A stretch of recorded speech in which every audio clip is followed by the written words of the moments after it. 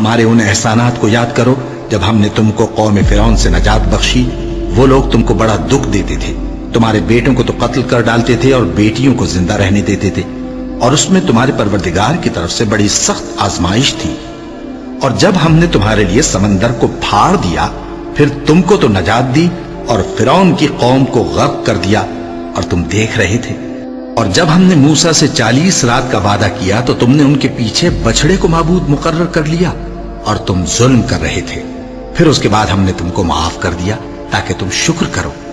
اور جب ہم نے موسیٰ کو کتاب اور معجزے عنایت کیے تاکہ تم ہدایت حاصل کرو۔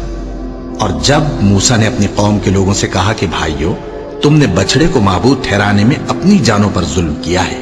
تو اپنے پیدا کرنے والے کے آگے توبہ کرو، پھر اپنوں کو قتل کرو، تمہارے خالق کے نزدیک تمہارے حق میں یہی بہتر ہے۔ پھر اس نے تمہارا قصور معاف کر دیا،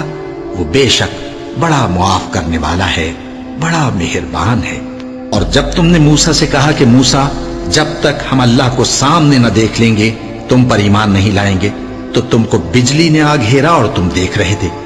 پھر موت آ جانے کے بعد ہم نے تم کو اثر نو زندہ کر دیا تاکہ احسان مانو۔ اور ہم نے بادل کا تم پر سایہ کیے رکھا اور تمہارے لیے من و سلوہ اتارتے رہے کہ جو پاکیزہ چیزیں ہم نے تم کو عطا فرمائی ہیں ان کو کھاؤ پیو، مگر تمہارے بزرگوں نے ان نعمتوں کی کچھ قدر نہ جانی، اور وہ ہمارا کچھ نہیں بگاڑتے تھے بلکہ اپنا ہی نقصان کرتے تھے۔ اور جب ہم نے ان سے کہا کہ اس گاؤں میں داخل ہو جاؤ اور اس میں جہاں سے چاہو خوب کھاؤ پیو، اور دیکھنا دروازے میں داخل ہونا سجدہ کرتے ہوئے اور حطوتن کہنا،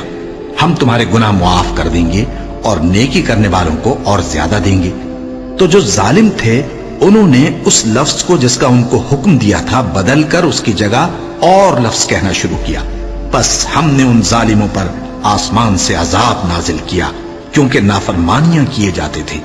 اور جب موسیٰ نے اپنی قوم کے لیے ہم سے پانی مانگا تو ہم نے کہا کہ اپنی لاٹھی پتھر پر مارو، انہوں نے لاٹھی ماری تو اس میں سے 12 چشمے پھوٹ نکلے، اور تمام لوگوں نے اپنا اپنا گھاٹ معلوم کر کے پانی پی لیا۔